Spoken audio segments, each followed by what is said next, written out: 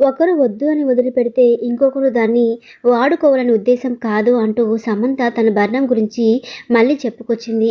వివరాలకు వెళ్తే సమంత నాగచైతన్య కలిసి ఉన్నప్పుడు ప్రతి ఒక్కరికి సొంత ఇంటి కల అనేది ఉంటుంది. ఇంకా సమంత అలాగే నాగచైతన్య ఇద్దరు కలిసి ఎన్నో ఏళ్ళు గడపాలి అంటూ జూబ్లీ హిల్స్లో కొన్ని కోట్లు విలువ చేసే ఒక ఇల్లునైతే కొనుక్కున్నారు. అక్కడే కొన్ని రోజులు వాళ్ళు సంసారం అయితే అక్కడే చేశారు. తర్వాత ఇక సమంత నాగచైతన్య ఇద్దరు విడాకులు తీసుకున్నాక సమంత అయితే భరణం తీసుకోలేదు.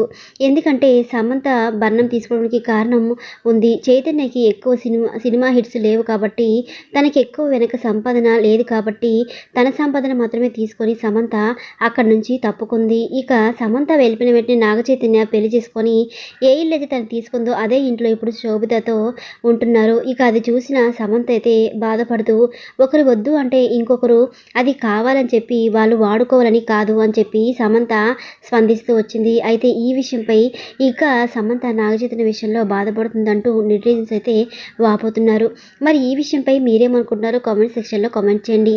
మరిన్ని లేటెస్ట్ అప్డేట్స్ కోసం మన ఛానల్ సబ్స్క్రైబ్ చేసుకొని సపోర్ట్ చేయండి. Thanks for watching.